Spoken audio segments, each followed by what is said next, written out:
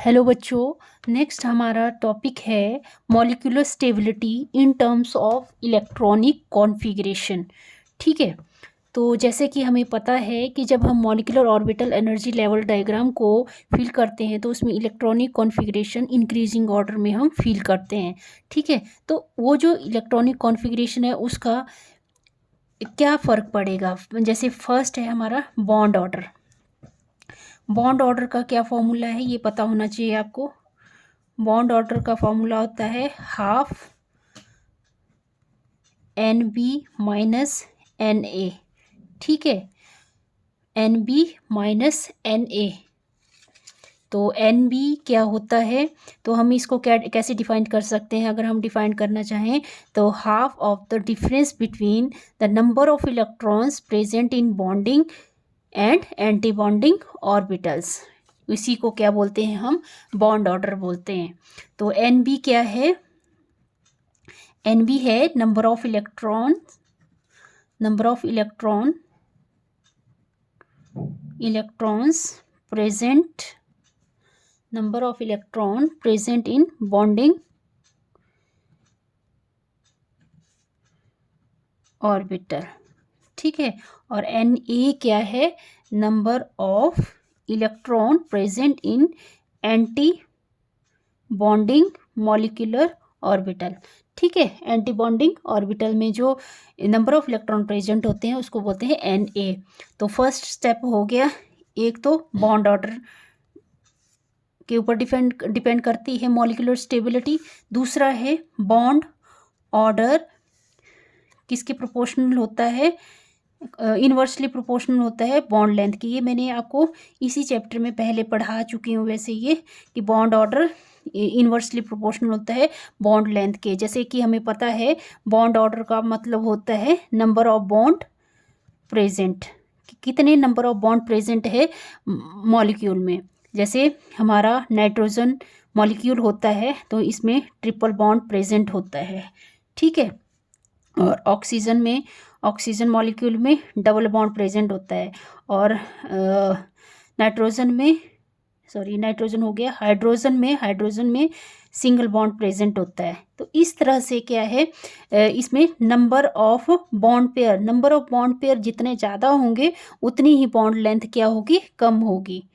तो बोलने का मतलब है कि बॉन्ड लेंथ, जैसे नाइट्रोजन की बॉन्ड लेंथ देखें तो 110 पिकोमीटर होगी, ऑक्सीजन की देखें तो 121 पिकोमीटर होगी, और सिंगल बॉन्ड की इससे कम होगी।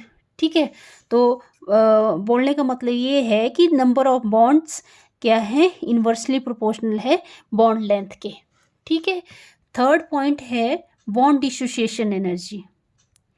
बॉन्ड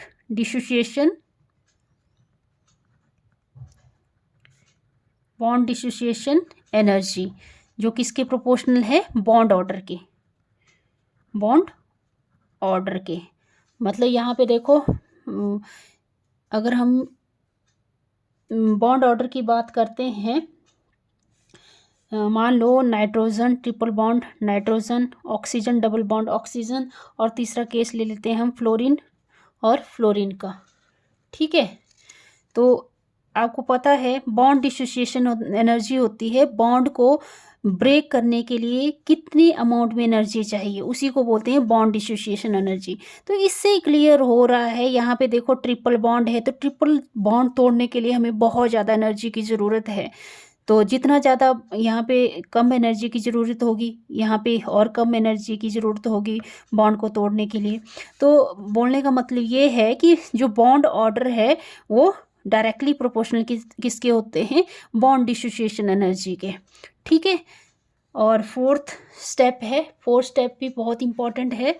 जब हम ये molecular orbital energy level fill करेंगे तो ये सारी चीज़ें हमारे लिए बहुत इम्पॉर्टेंट है, तभी मैं इनको पहले ही क्लियर कर रही हूँ आपके लिए। ठीक है, थर्ड है स्टेबिलिटी ऑफ मॉलिक्यूल्स। मॉलिक्यूल की स्टेबिलिटी कैसे बता सकते हैं, तो इसके लिए हैं, पहला स्टेप ये है कि अगर number of electron present in bonding orbital अगर ग्रेटर देन हो number of electron present in anti bonding molecular orbital. तो ये क्या होंगे, स्टेबल होंगे। क्या होंगे, ये स्टेबल होंगे। दूसरा केस ये है, अगर number of bonding, number of electron present in bonding अगर लेस देन हो तो क्या होगा, अनस्टेबल। तो मॉलिक्यूल की स्टेबिलिटी क्या होगी, अनस्टेबल होगी ये। और थर्ड स्टेप है, अगर एन बी इक्वल होगा एन ए के, ठीक है, तो ये भी क्या होगा, अनस्टेबल होगा। ओके, तो ये बहुत इंपॉर्टेंट पॉइंट है, ये आपको अपने माइंड में रखने पड़ेंगे। और फिर है मैग्नेटिक बिहेवियर कैसा है इसमें, डायमैग्नेटिक नेचर का है कि पैरामैग्नेटिक नेचर का है। तो डायमैग्नेटिक नेचर का होगा, डायमैग्नेटिक नेचर का मतलब है अगर जो एनर्जी हम मॉलिक्यूलर ऑर्बिटल एनर्जी लेवल जब हम डायग्राम फिल करेंगे तो उसमें हम देखेंगे अगर पेयर्ड इलेक्ट्रॉन प्रेजेंट है तो ये क्या होगा, डायमैग्नेटिक होगा। पेयर्ड इलेक्ट्रॉन अगर प्रेजेंट है तो डायमैग्नेटिक, अगर पैरामैग्नेटिक क्या होगा,